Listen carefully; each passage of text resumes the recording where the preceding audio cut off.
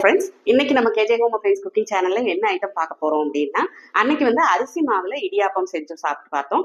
இன்னைக்கு ராகி மாவுல எப்படி இடியாப்பம் செய்யறதுன்னு மாவு ப்ரிப்பேர் பண்ற மெத்தட அரிசி மாவுக்கும் ராகி மாவுக்கும் கொஞ்சம் டிஃபரன்ஸ் ஆகும். அதனால இன்னைக்கு ராகி மாவுல எப்படி இடியாப்பம் செய்யறது அப்படின்னு பார்க்கலாம் வாங்க. இந்த ராகி இடியாப்பம் செய்யறதுக்கு ஒரு பாத்திரத்தில் 2 கப் தண்ணி விட்டு அடுப்பில் வச்சு தேவையான அளவு உப்பு போட்டுட்டு 1 ஸ்பூன் நெய் விட்டு நல்லா கொதிக்க வைங்க. கொதித்ததுக்கப்புறம் அந்த தண்ணியை எடுத்த அதே கப்பில் 2 கப்பு ராகி மாவு போட்டு இந்த தண்ணியை கொஞ்சம் கொஞ்சமாக விட்டு நல்லா கலக்கி விடுங்க. மாவு கட்டி தட்டாமல் நல்லா கெட்டியாக வர்ற வரைக்கும் 2 கப் மாவுக்கு 2 கப் தண்ணி சரியாக இருக்கும். நல்லா கெட்டியாக வர்ற வரைக்கும் கலக்கி விட்டு இந்த பதத்தில் கலங்கின உடனே ஒரு 5 நிமிஷம் மூடி வச்சுருங்க. மூடி வச்சதுக்கப்புறமா மாவில் 1 ஸ்பூன் எண்ணெய் விட்டு மறுபடியும் அதைய கலக்கி வச்சுருங்க. கலக்கி வச்சுட்டு ஒரு ஸ்டீமர் பிளேட் எடுத்து அதை எண்ணெயை தொடச்சி நல்லா க்ரீஸ் பண்ணிக்கோங்க.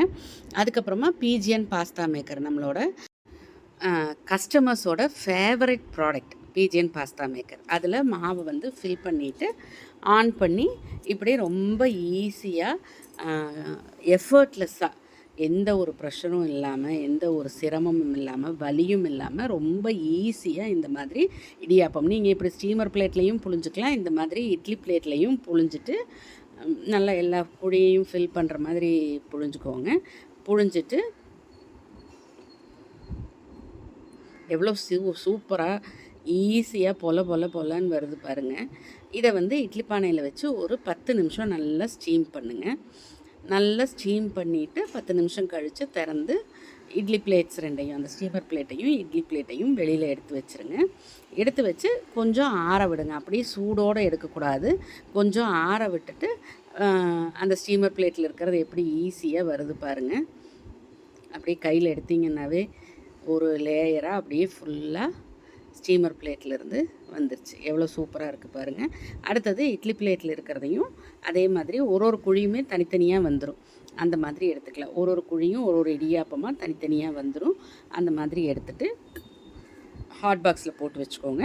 மீதி இருக்கிற மாவு எல்லாத்தையுமே இதே மாதிரி இடியாப்பமாக புழிஞ்சு ஹாட் பாக்ஸில் போட்டு வச்சுக்கோங்க. இதுக்கு வந்து தேங்காய் சட்னி, தேங்காய் பால், ஒயிட் குருமா எல்லாமே நல்லா செட் ஆகும்.